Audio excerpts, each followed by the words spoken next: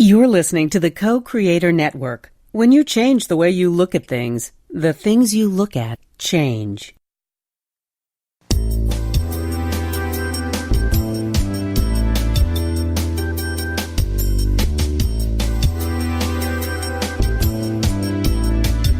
Good afternoon. Welcome to Why Shamanism Now, a practical path to authenticity, with your host, Christina Pratt, Director of the Last Mask Center for Shamanic Healing. She's talking about how shamanic skills can bring us to physical, emotional, mental, and spiritual well-being, especially when nothing else can. Now, here's your host, Christina Pratt.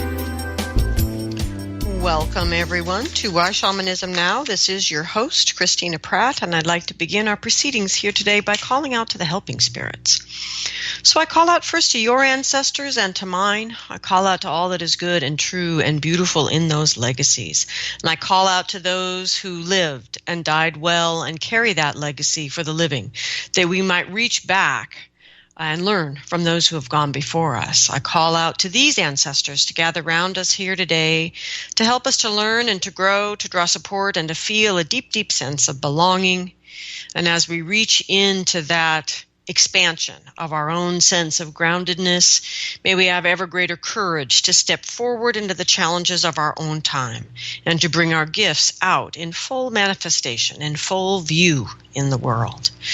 And as these ancestors are gathering around us here today, let's reach beyond the humans and open our awareness to our relationship with all living things, to those aspects of this great web of life here on this planet that were here long before there were people and will be here long after. We call out to these non-human ancestors all the way back to the beginning, to the elemental energies, and we ask them to be here with us, to help us to remember, to deeply, deeply remember and understand our true nature as humans, so that we can step ever more fully and completely into the potential and the power of humanity.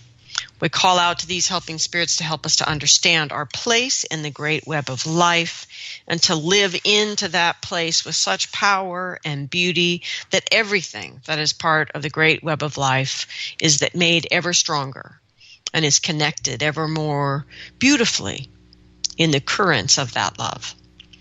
And as all of these different helping spirits are gathering around us, let us take responsibility to gather ourselves, gathering our awareness from wherever it might be and drawing it into our head, drawing it from our head to our heart, from our heart to our belly, and sending it down to the earth and down through the earth, through all the layers of the earth, as you let your gratitude to begin to pour out for the wonder and magic of this day.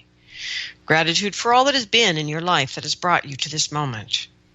Gratitude for all that is in this moment, and gratitude for all that will be. And we give thanks for that which is obvious and beautiful and we're deeply grateful for, and thanks for the challenges, even some of the poison present in our world, that we might learn to transmute that energy and become, through that work, a truer, more essential, more authentic version of the men and the women that we came here to be. So we give thanks for it all, to the wonder and the beauty and the diversity and the simple magic of life itself. And with deep gratitude to the earth for giving us this home, this place for this great and wondrous journey to unfold, we give gratitude to the earth, and we tune in to these energies that draw their strength, their magic, their power from darkness, from stillness, from silence, and from solitude. And we take a moment and reach deeply into these energies that nourish and restore, that which rises up to the surface to give that source energy that then turns into the abundance and the diversity and the beauty that is required here for life on earth. So we give gratitude to that energy that is before. And we draw that energy up into our lives, drawing it up through all the layers of the earth and into our bodies. We draw this energy in that we might have a better sense of who we are and where we stand and what we stand for, and let the energies of the earth teach us how to ground into that energy.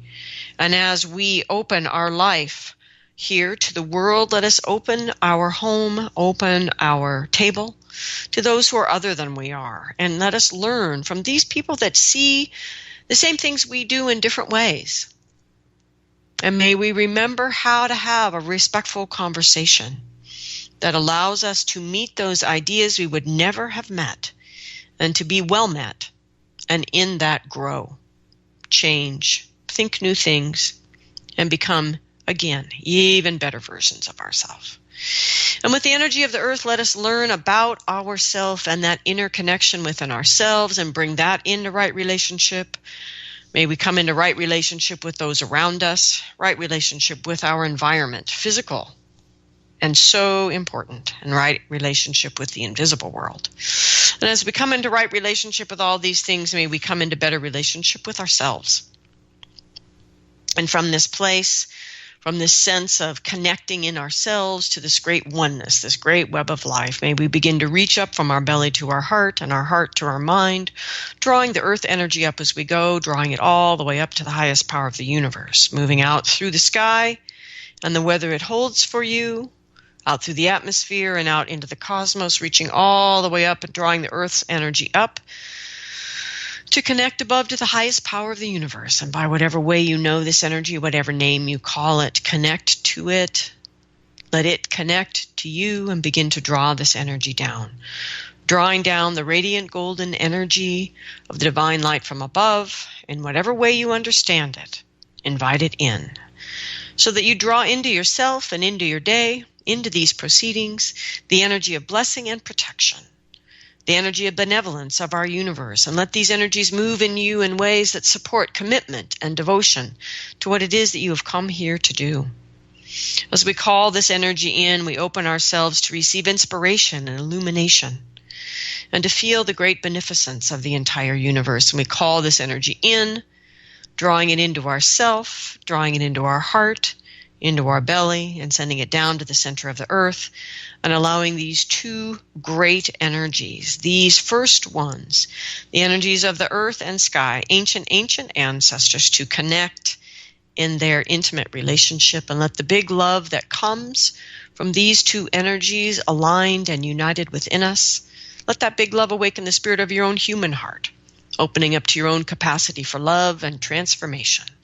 And let that crucible of transformation that exists in your heart come online and draw up the fiery passions of your belly, drawing down the crystal clarity of your mind, and letting these two very, very different energies come together in the heart. And in that dynamic tension, may they give birth to that third and most sacred thing, a deep, deep understanding of why you are here. Perhaps just an inkling, perhaps just a sensation.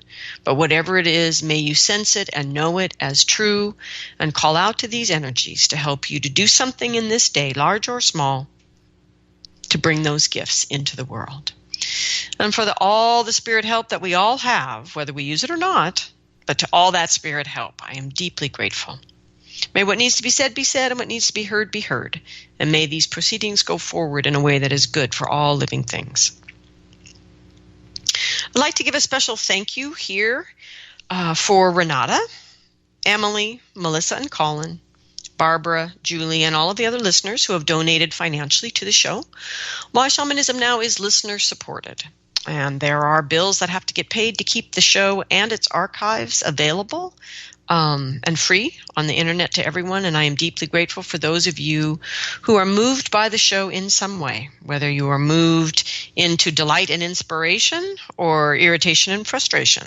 I invite you to know that you have been moved in your heart, and to do that most fundamental of shamanic things, which is to allow that which motivates your heart to then move you into action in the world.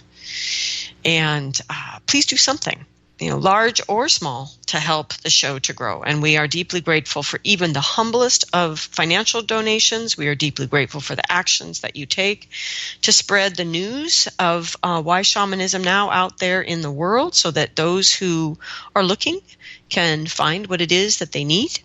For all the many, many things that you do to help the show to grow, I am deeply grateful. It all matters. It all keeps the show vital and alive. And it all helps to keep the show actually on the air. So for deep, deep gratitude to all of you for all that you do, I give thanks. So we are alive today, and if you have questions about today's topic, which is part 2 of our 2017 Winter-Summer Solstice fire ritual preparation, If you have questions, you can call in at 512-772-1938, or you can Skype in from the co-creatornetwork.com site if you're listening live, or you can always email me at christina@lastmaskcenter.org. So this is week 2, part 2 of the preparation for our 2017 winter or summer solstice fire ritual.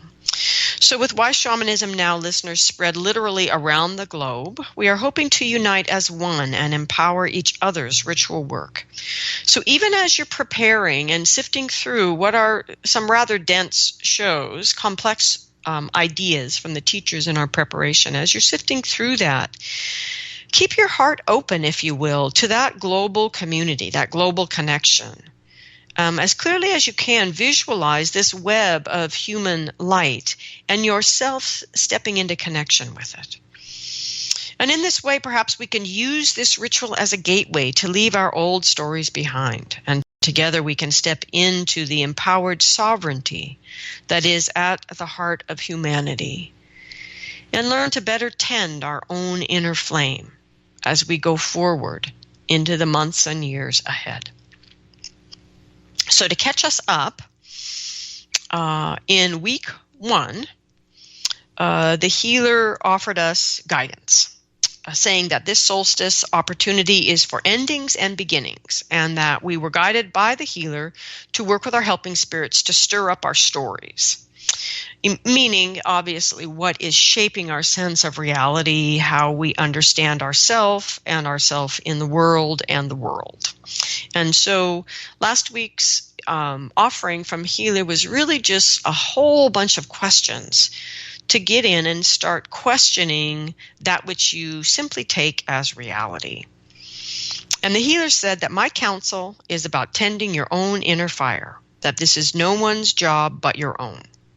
No one gives you your power. No one gives you your sovereignty. You don't have to take it. You already have it.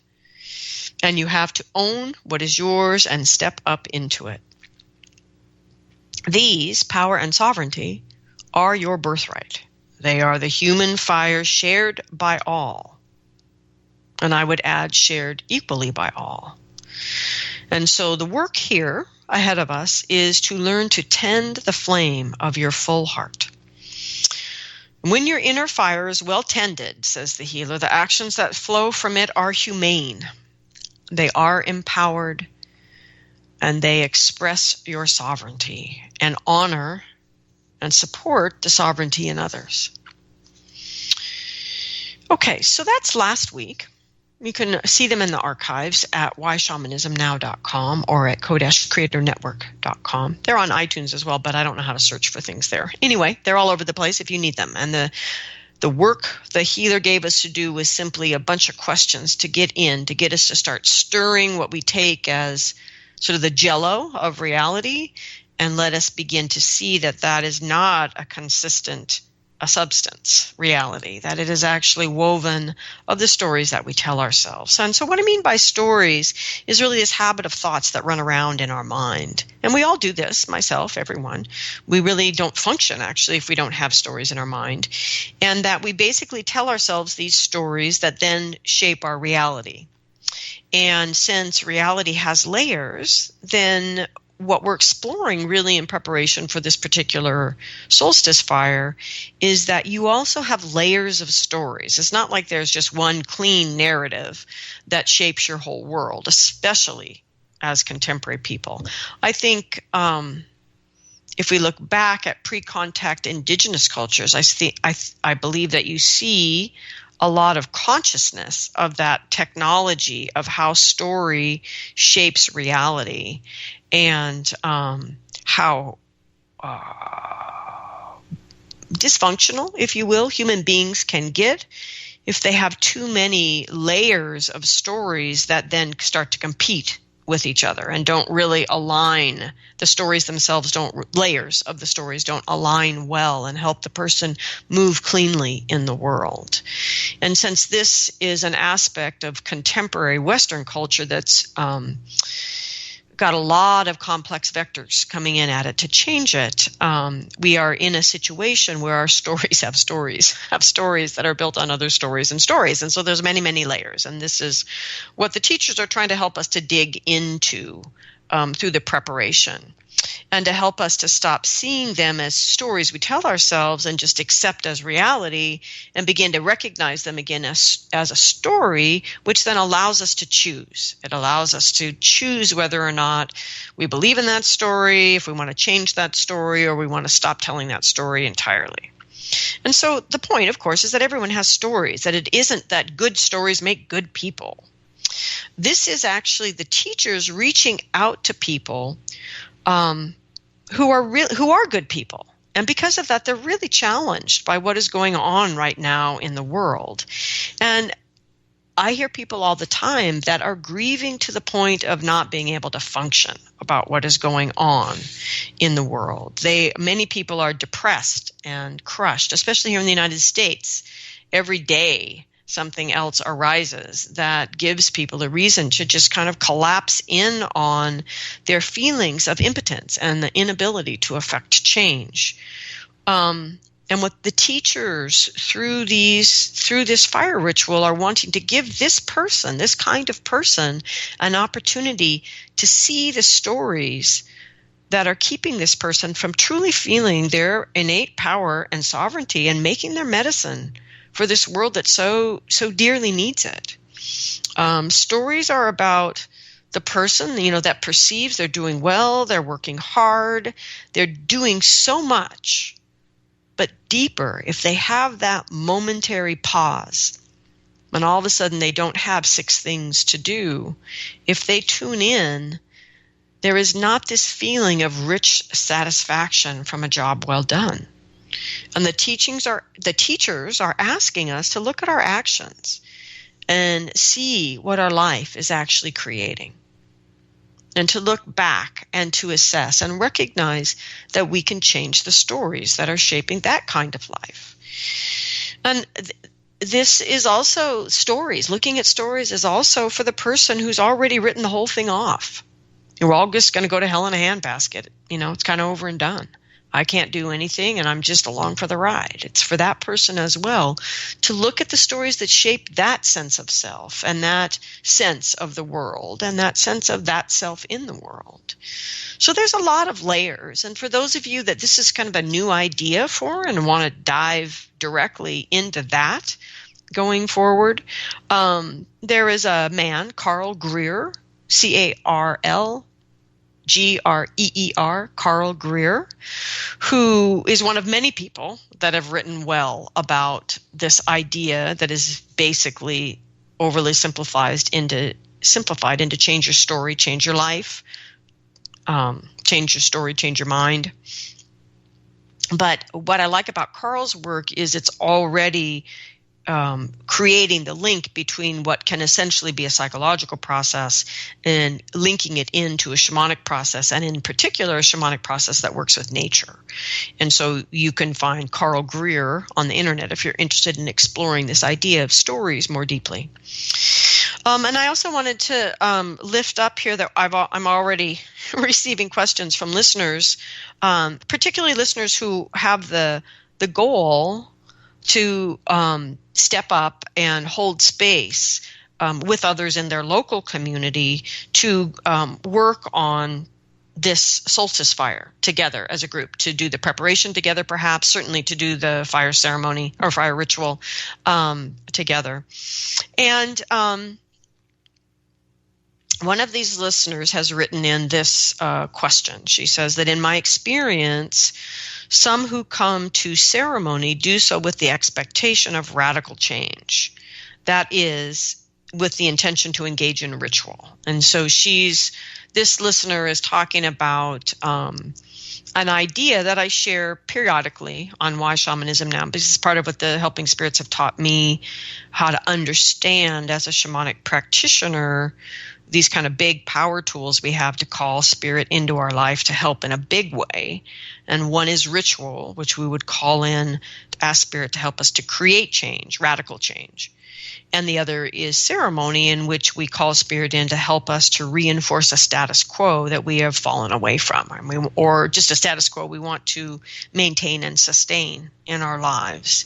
And I'm not saying one is an option for healing and one isn't. They both are options for healing, but it depends on kind of a sophisticated discernment for what are we actually trying to do here? What's the function of this shamanic act, in essence. And so what this listener is looking at is how contemporary people who are deeply starved for both ritual and ceremony, and that is certainly true for us as contemporary Westerners, that we want to do everything and we want all of it to be profound and all of it to create radical change. And I think the only thing that we can do is educate each other and begin to educate ourselves, even with ritual. It's important to remember that the ritual starts the change. It sets the change in motion. It isn't the culmination of the change. And so the more deeply and thoroughly you prepare for a ritual, the more deep and thorough that change is that you can set in motion. You can fly in by the seat of your pants and participate in a ritual and still receive that kind of radical change that you're looking for. However, the depth and breadth of that change will most likely not be of the same caliber as someone who also surrenders just as you do at the ritual, but has really prepared themselves deeply to give over in a deep way. So part of the job, I think, whenever we are holding space, even as uneducated as you might feel, let's say this is the first time you're saying, all right, I'm going to hold space for my friends. We all listen to Why Shamanism Now, and we all talk about it, so why don't we do this? I'll hold space, So even for that person who's doing it for the first time, it's important to help remind people that are they coming for a ritual? Are they coming for a ceremony? What to expect in that? And even with ritual, to always constantly remind people it's the beginning of the change. It's the actions you take as you leave the ritual that really manifest that outcome that you're looking for. So another question that's come in is has to do with an aspect of what the healer shared in the first show, which was last week, in that preparation. And part of what the healer was trying to get us to do was to see our inner fire, a particular inner fire being referred to, which has a lot to do with the qualities of the human heart. And it is a birthright fire. And it is this fire that is seen sort of like a triangle in these journeys that I'm taking, where one side is your humanity, the other side is your sovereignty, and then the other side is your power or your innate empowerment. And that when these three things are engaged and embodied in your life, that inner fire burns steadily, burns true. It inspires all of your actions. And there was a comment made by the healer to discern the distinction between these fires, even if they're sputtery or problematic in some way, and an actual false fire that would be a false expression of self, excessive, false, stagnant, which are pretty typical. Well, for example, in the United States right now, a lot of what the United States is manifesting that is problematic on the big screen are false fires.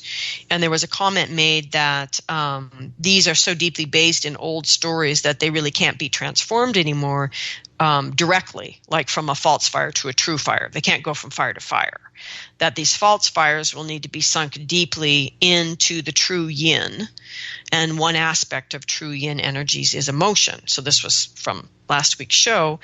And what this listener heard in that was that we must deeply ritually grieve. And she's asking, is it possible that others may be informed to understand that grieving, especially in ritual and community, is an effective way to sink into the true yin? And I agree with this statement. And I think this whole concept of false fires and true fires is really interesting. And it's not where the teacher is really taking us in this ritual. That it's not the point, actually, of this ritual. That the point is really to gather these other fires that are capable of being transformed at this time because they are the fires that are really about tending that true inner flame. And the healer was really just asking us to stir our stories and to set some of the big issues out there on the horizon for something that you would be better able to deal with when you're actually operating with your empowerment and sovereignty intact.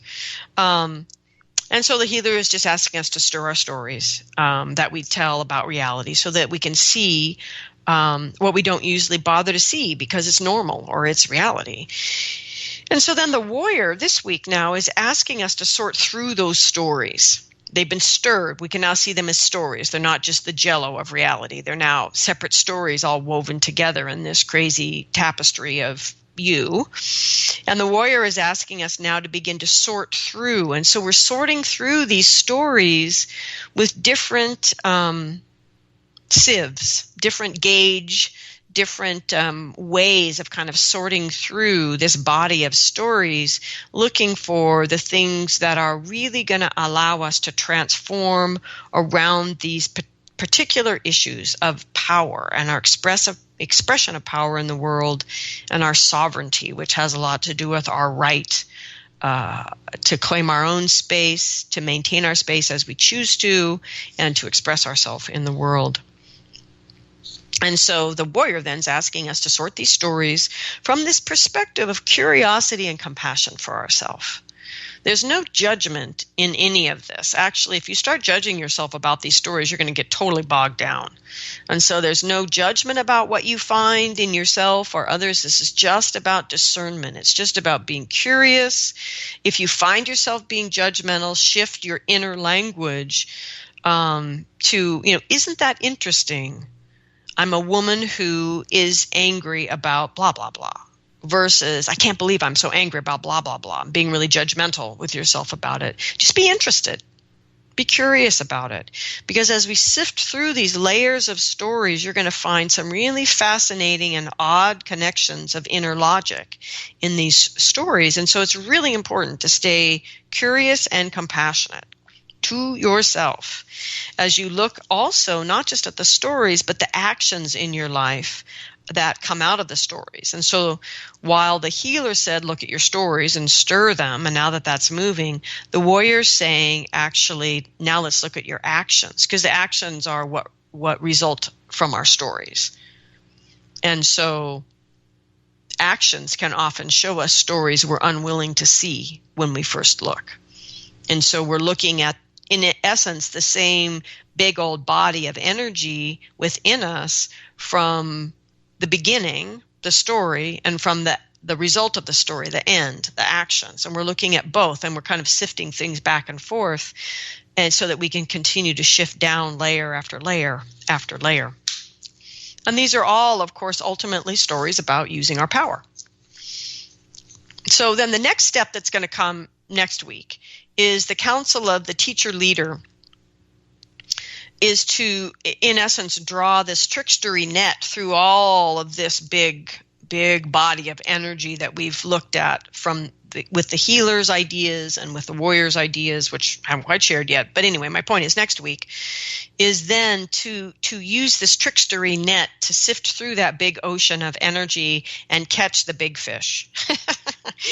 And it's these energies that are then going to get worked over again, trickster style, to find this cast of inner characters that are holding the deep stories that we're really looking for to make change this winter. And so there's just a whole nother layer. So just follow along, sift your stories, do the journeys, just keep keep moving through this energy with the guidance of these teachers. It is a little bit complex, I admit. But that is the nature of this trickster net that we're trying to get to. And so anyway, finally, the week of the solstice, we'll be going to the visionary to help us to shape how we're going to take this energy, the big fish that we finally get with the help of the trickster, these big fish energies into the death arrow that is going to go into the fire, as well as some information about preparing a life arrow.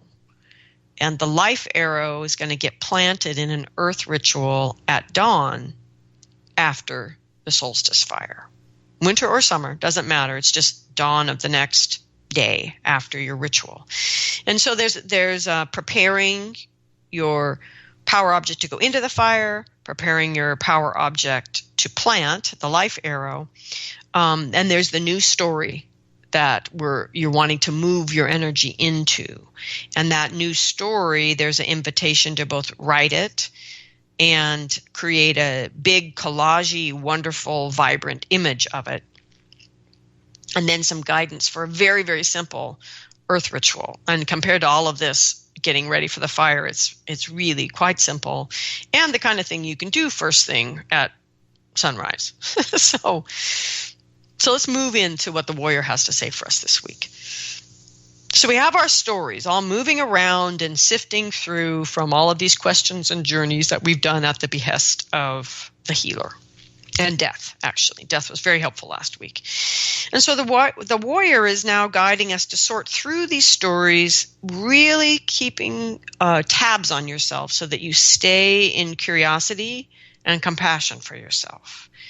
And so as we've been stirring and now you begin to sift, and in this, we're looking to begin to see your deep own kind of inner logic that starts to surface in these stories. The warrior says, rediscovering your deep inner logic will allow us to track what we are really hunting. In other words, even the deep inner logic isn't what's getting thrown in the fire. And that's the thing I think you need to keep being patient with, is just trust the steps and let these teachers get you to where they're trying to get you for this fire. And so, as I said, so the warrior said, rediscovering your deep inner logic will allow us to track what we are really hunting. Only changes made at the level of this deep inner logic will allow us to make the real changes to stories that we tell with our lives. So the warrior asks us to look carefully at our actions and realistically at our actions, again, with curiosity and compassion and deep honesty. Not just the big ones, the big actions you do on purpose, but all the actions that literally fill your day. And so I personally probably would get a great big old piece of paper and just start scribbling. So the warrior is asking us to look at the large actions that we do with intention and on purpose each day, and look at the small ones that we do with intention and on purpose. Look at the actions that you don't admit that you do, and look at the actions that you admit to yourself that you do, but you lie about to others. Look at the actions that you are proud of. And look at the actions that matter so much to you that you would do them even if no one ever noticed. Look at all the actions that fill your day. This is not a comprehensive list. The whole point is just to look. Look at what you lie to yourself about. Look at what you lie to others about. Look at what you're really proud of and acknowledge these things as well. Look at all the actions, again, with curiosity and compassion, and just get them all out there. What do you fill your life with? And the reason for this is because warrior reminds us that all of our actions are taking energy from our inner fire. Every single one of them. Whether that action is something that is healing in our life or hurtful in our life to us. Whether that action is intentional and conscious or the action is unconscious. Regardless, warrior is reminding us they all take from the inner fire. Okay, so once you've got your actions that fill your day, and seriously, make a list or you're not going to be able to do this. So you've got this list of these are the actions that fill my day after day. Okay. And then the warrior says to look at each action and ask yourself these questions. What does that action give back to you? If anything. I mean, the answer may be nothing for a lot of these things, right? Does it actually circle back in some sustainable way? Does it bounce back? You know, like you drop the stone into the pond and it ripples out and it hits the shore somewhere that you can't see and it ripples back? Or does it just disperse? The energy goes out and nothing comes back. And so ask yourself with each action, question number 3 is, where does your fire go? You know, so first, does it give back? Number 2, how? In what way, if it does? And in what way if it doesn't, right? What does it look like? You could draw little pictures beside the things on your list, right? Number 3, where does your fire go? So think about this. Through my actions, where is my fire going? In other words, where is my fire going when I take the time to cook a wonderful new meal for my family, even if the meal's kind of a fail, right? Or let's say it's fabulous. Where is my fire going when I end up diving into hours on the computer doing things that are distraction? Where does my fire go when I lie around in my depression? Where does my fire go when I am having the weekend I get to spend with my child? Whatever the reality of your life is, you're just asking these questions about how these actions draw from your fire and whether or not your fire, and where does your fire go, right? What's happening? And ultimately, with these things, what does it create? Where does your fire go? Does any of it circle back to you? And what does your fire create? What are you creating with your actions? And this is all just raising your awareness around your actions. So you can certainly journey and ask to be shown this. I might do that, especially if I was getting really serious about this and really had a big long list. I might just go into the journey and ask to be shown images of how this action is affecting my fire, because all of this is about watching the flow of energy. And for me, that's easiest to just go into the journey and ask them to show me. So you're welcome to do that if you know how to journey, but you don't have to. So anyway, so you're looking at the actions, how your actions move your inner fire out of your life and potentially back into it or into things that get created in the world. And then ask yourself,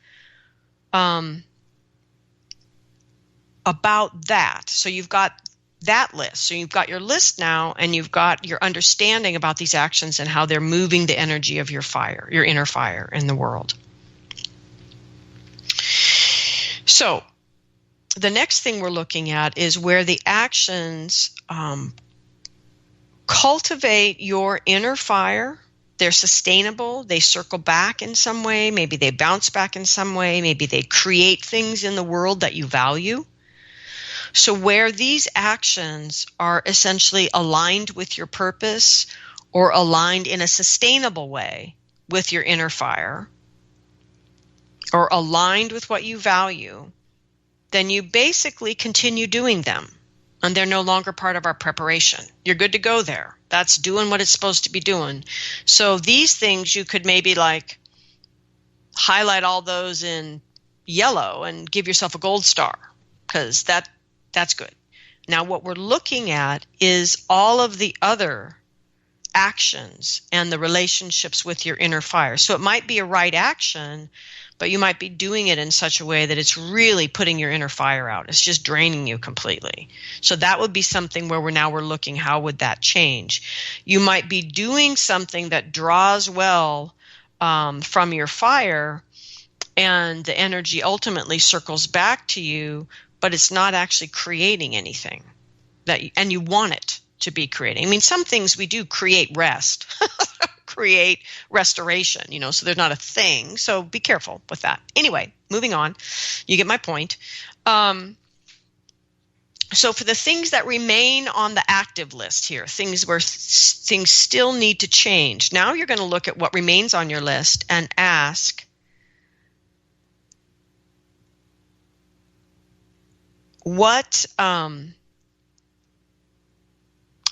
So you're looking at what needs to change so that your actions in life tend your inner fire of humanity, sovereignty, and empowerment. Okay, so the warrior asks us then, what needs to be? In other words, looking at all of these actions, what actions are needed to tend your fire? What actions are needed so that what you are doing is coming out of your sovereignty, or what you are doing is coming from your humanity? So in the lists of the actions you're taking that still need work, you're going to now become more discerning with them. You're starting to look at, why aren't they working? So in other words, I'm doing this great healing practice, let's say, but it's totally putting out my inner flame, my inner fire, because I'm ignoring my own personal physical sovereignty in this practice. I'll take a session whenever I can. I'm not holding clear boundaries around my time or my energy. I'm way over involved in my clients' problems and trying to do the healing for them. And so the way in which I'm approaching this very good work is draining my fire. And so this is an action that needs to start coming from sovereignty, from a place of true clarity of my limits and my boundaries and my sovereign right to make healthy choices for myself. You see what I mean? So now you're looking at these things that are still on the active list for the fire and looking at what needs to shift here in my dynamic with these actions and the stories that drive these actions to move this into something that is an expression of sovereignty or an expression of my humanity. Okay. And so that's just starting to think differently about what's still on your list. Because obviously what's still on your list is kind of problematic. All right. So now, given that, you're prepared to descend to the next layer that warrior is asking us to go into. I know, I get it. It's like, really? I said the same thing on the journey. Honestly, really? There's another layer? Well, just to be honest, there's at least one more. So we've got things that are active on our list, and we've started to stir our sense of them again by looking at them relative to sovereignty and humanity and power, basically. But we already know they're about power. Okay. Now, the warrior is asking us to have the courage and the persistence to dig into the next layer by facing the fears that arise when we start looking at actually changing these things, the things that are still on our active list. Okay, so this is a little bit of an imagination exercise that warrior is giving you.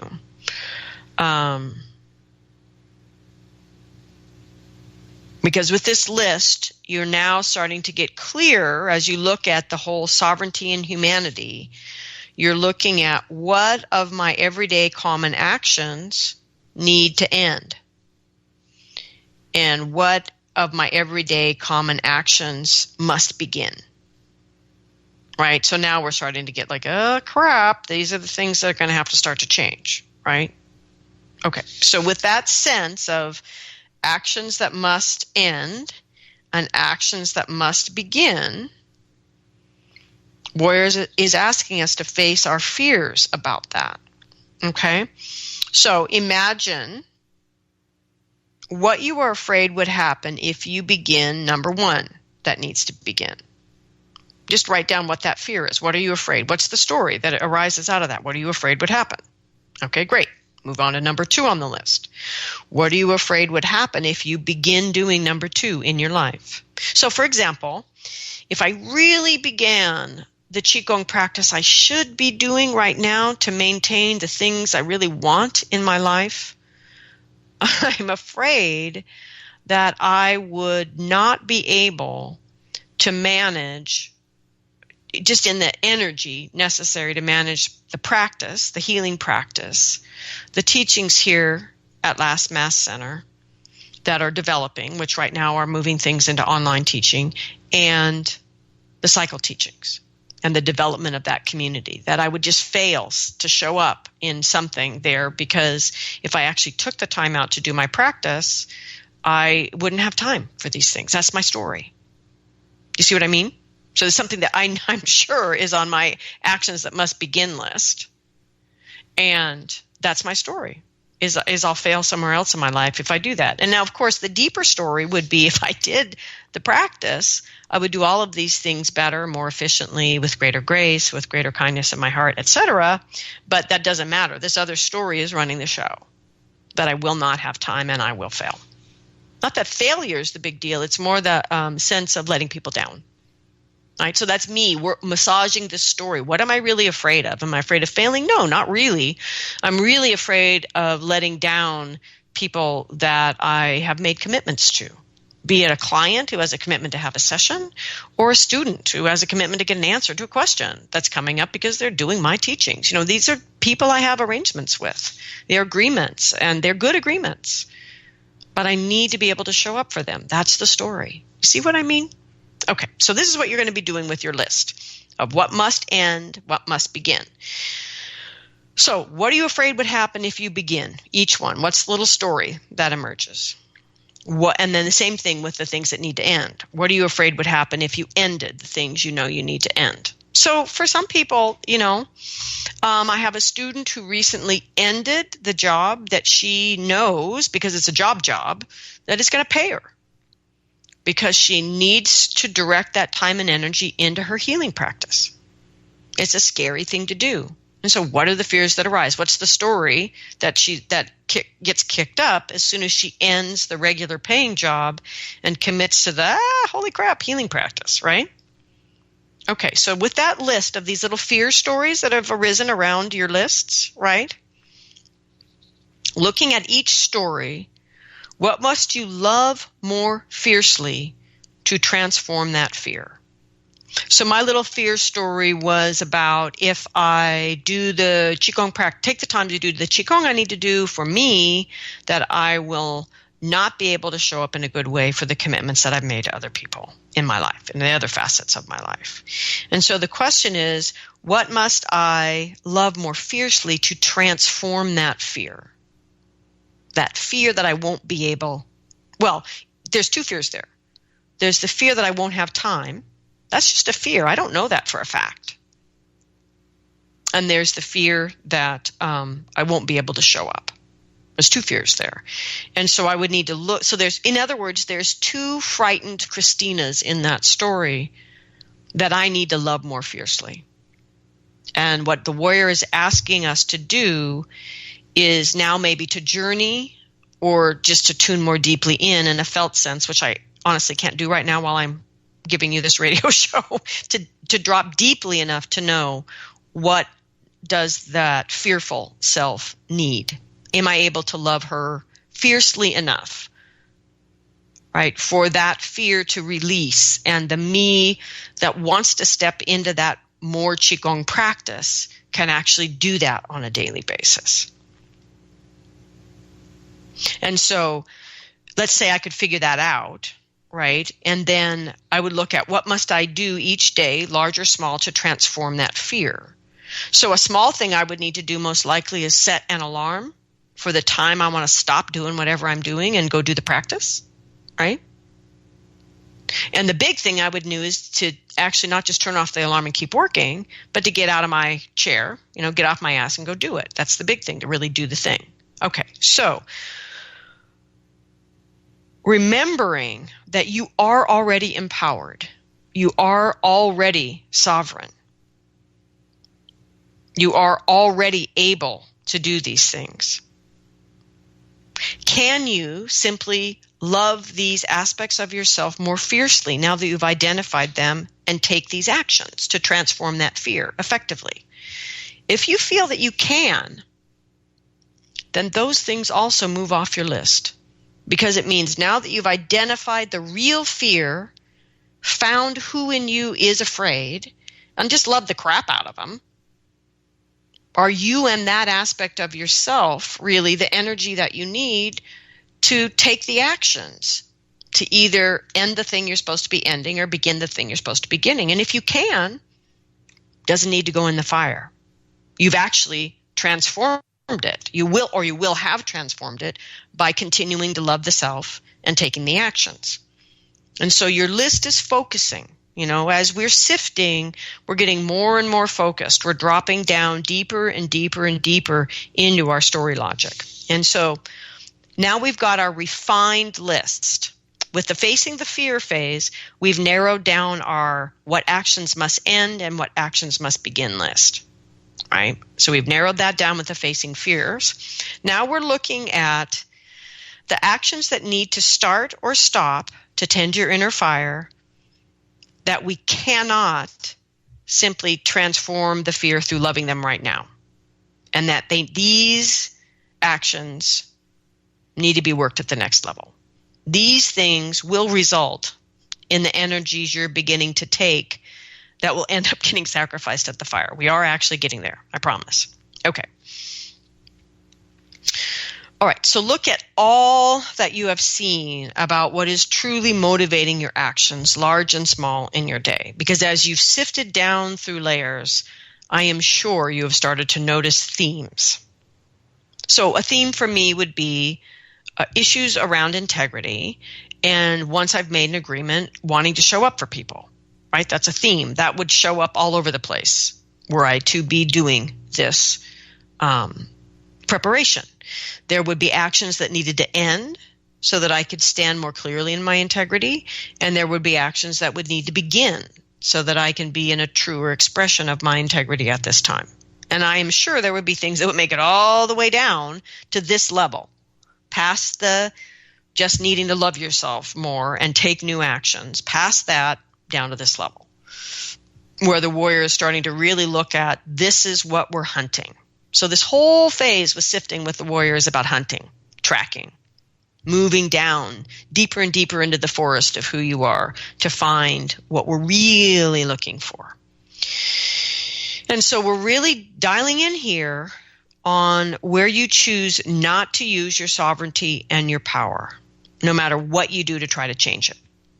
Right. So it's also possible that now that you're at this level, you're starting to get at things you have been trying to get at for a while, probably in some ways tried to do something but failed because it didn't get down quite deep enough.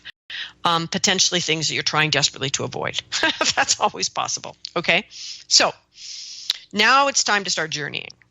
So about each of these things that still remains on your list, this is the things I need to stop doing, things I need to start doing that I cannot simply transform by facing my fear and loving the frightened one. Okay, that's this list. So now you're going to be journeying about each of these actions. So the action is either something to start or stop, right? So we're just going to call them actions to be simple here. I mean, it is a podcast, for goodness sakes. All right, so actions.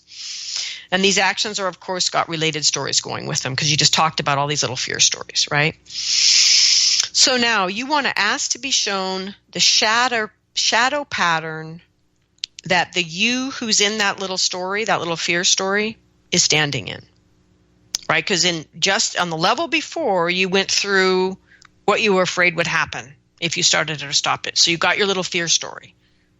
So you know there's a little you standing in that fear story who's afraid. And so you're going to journey now and ask the warrior to show you the pattern that that little person in that fear story is standing in. And you've got 4 choices. So you got 4 options. It's multiple choice. And it's only going to, well, this is not necessarily one of them. They could be standing in more than one place. But basically, they are the victim. So that little you standing in the fear story is standing in unclaimed power. that there's a victim-y vibe going on, and that that little fear person is likely blaming other people, other systems, other organizations, past events, whatever, the world. But the blame is being pushed out because responsibility is unclaimed and the power is unclaimed. So it's a victim-y place, right? So a really classic one is you're a victim of your empathic sensitivities. That could be a typical kind of way that the victim-y pattern can show up, even when people are endeavoring to know their skills and use them. Okay. Myself included. So then pattern number 2 could be the disciple. And the disciple looks to other people or things to project their power onto. So they don't really have to own their power and do it themselves. Other systems. So a disciple-y thing someone did recently was I was in an email communication with them following up from a session to help them sort out this relationship that had just blown up. And I was trying to see at a distance via email, did this person truly understand why their partner was so angry the ultimatum had come down and so frustrated and so ready to give up, etc. And trying to understand if this person understood that. And so I asked the person a number of questions to see if they understood their partner's perspective. Well, it's emails, and there's always miscommunication in email.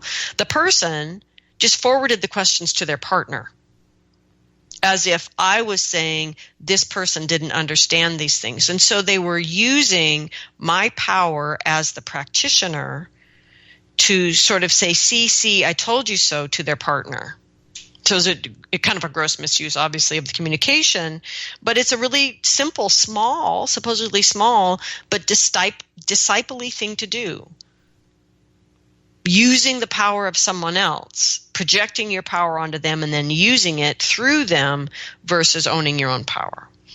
Pattern number 3 that you could find with these little scared selves in the stories would be a rebel who's simply rebelling against things in a way that's misdirecting your power. So it's not really manifesting anything new or creating anything new. Rebellion as an aspect of transformation is not a bad thing. That's not what I'm saying.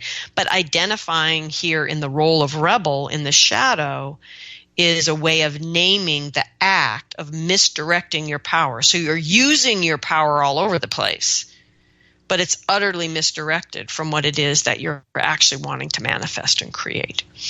And the 4th pattern that you would be looking for here in these fearful self stories is the invisible self, the one who is not using your power or your gifts. That idea that if I don't use my power, I won't abuse it, right? Which is, of course, an abuse of power.